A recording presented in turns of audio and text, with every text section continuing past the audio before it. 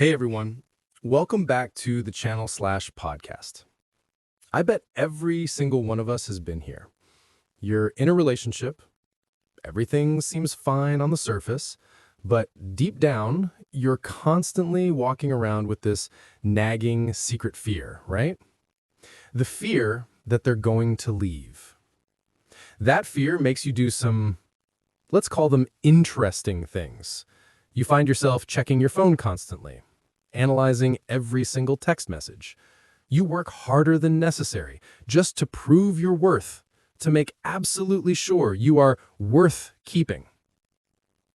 Or maybe you're the opposite. You don't let anyone get too close. You become hyper-independent.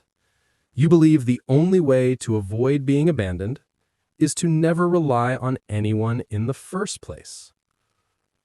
If any of this sounds painfully familiar, then the core question is, why? Why do some of us carry this crippling fear of abandonment, even when there's zero evidence that it's about to happen? The answer, folks, usually lies in a very deep place. It's rooted in the psychology of a child who felt abandoned.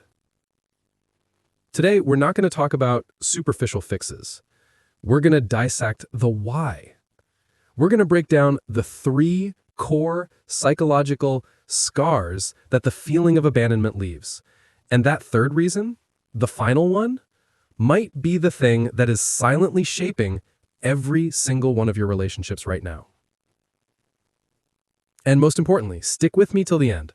Once we understand the why, I'm going to share a specific psychological strategy, a method for you to rewrite that old script.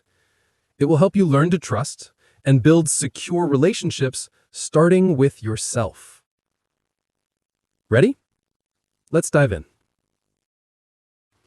The psychological scars. When we talk about abandonment, a lot of people picture a child being physically left alone. But the truth is, you can be emotionally abandoned even when your parents are there every single day. And the first psychological scar this leaves, and the most visible reason, is 1. A chronic fear of rejection. This is just the tip of the iceberg. When a child doesn't get consistent attention, their brain learns a cruel rule. I have to do something to be worthy of love. If I'm not perfect, if I'm a hassle, I will be left. And that rule follows you into adulthood. Imagine this. You send an important email to your boss. 2 hours pass. No response. A securely attached person might think, oh, my boss must be busy. But what about you? You start a catastrophic spiral. Did I write the wrong thing? They hate me. I'm about to be fired. That's not you, the adult, reacting. That's the echo of your inner child screaming, danger, I messed up, I'm about to be abandoned. You become hypersensitive to any tiny sign of distance. A message that's seen without a reply can feel like the end of the world. That's the first reason, the fear of rejection. But why is that fear so powerful? This leads us to the second, deeper reason.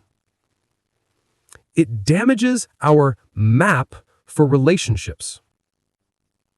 In psychology, there's a concept called attachment theory. Simply put, as children, we form a mental map for how relationships work based on how our parents or caregivers interact with us. If they were reliable, warm, and there when you needed them, you develop a secure map. You learn the world is safe. People will be there for me. But what if your caregiver was inconsistent? Sometimes they were there, sometimes they were checked out, either physically or emotionally.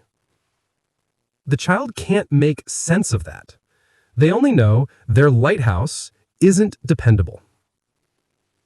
And this creates 2 common unhealthy maps. One is anxious attachment. These are the adults who are always clinging. They fall in love too fast, and they need constant reassurance. They are the sailor, terrified the lighthouse will turn off, so they try to swim super close and grab on. They constantly ask, do you still love me? Did I do something wrong? 2 is avoidant attachment. These are the people with the same fear, but they react the opposite way. They tell themselves, the lighthouse isn't trustworthy. I don't need the lighthouse. I'll sail my own ship. These are the hyper-independent adults. They don't open up. When someone gets too close, they feel suffocated, and they run. They abandon others before others can abandon them. Both of these types, the clingers and the runners, are essentially operating from the same core fear, abandonment. They're just using different survival strategies. That's the second reason. Now, we come to the final reason. This one is the most subtle and the most essential. If reason 1 is the fear and reason 2 is the map, then the third reason is a complete disconnection from yourself. There's a psychological term for this: emotional neglect. This is the hardest to spot because it's not the presence of bad things like yelling or violence, but the absence of good things. Emotional neglect is when a child grows up in a home where their feelings are consistently ignored. Imagine you, at age 7, running home to show off a drawing you're really proud of. Your parent glances at it, says, "That's nice," and goes back to watching TV. What do you learn? My feelings don't matter. My joy doesn't matter. Or when you're sad, and they say, "Stop crying, it's not a big deal." What do you learn? My sadness is wrong. I shouldn't feel this way. When this happens repeatedly, you do one thing to survive. You disconnect from your own emotions. You stop listening to them. And you know who you listen to instead? You listen to everyone else. You become a master at reading other people's emotions. You become the perfect people pleaser. Why? Because if you can anticipate what everyone else wants and give it to them, they won't get angry. And if they don't get angry, they won't abandon you. The consequence is you grow up not really knowing who you are. You don't know what you like, what you hate, what you want in life. You only know how to survive in relationships. You don't know how to live for yourself. This is the deepest scar of abandonment. It doesn't just make you afraid of the outside world, it makes you a stranger to your own inner world. The reparenting solution.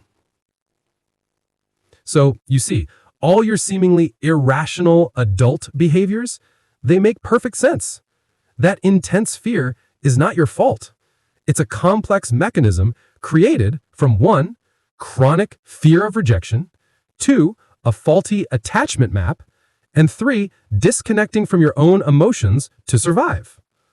This is the aha moment. You are not broken, you are just running on old software. Software that was written when you were a kid to protect you. Now, you are the adult. You have the power to update that software. And here is the promise I made at the beginning. How do we do that? The answer is not trying to change other people. The answer is learning to reparent yourself. This is the overall strategy. It means that you, the conscious adult of today, are going to go back and give your inner child what they didn't get. It sounds abstract, but it's very practical. It has 3 steps. Step 1 is acknowledge the echo. When you feel that panic surge over a seen text, over a boss's criticism, the first step is to stop and say, "Ah, there it is. This is the abandonment echo.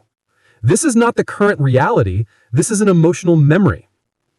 Just by naming it, you take away so much of its power. Step 2, validate the emotion, what you didn't get as a child. Instead of beating yourself up, "Why am I being so ridiculous?" Talk to that inner child. Gently say, "I know you're scared. This feeling is awful. You're afraid of being left. That feeling is real, and I get it." This is emotional validation. You are giving that child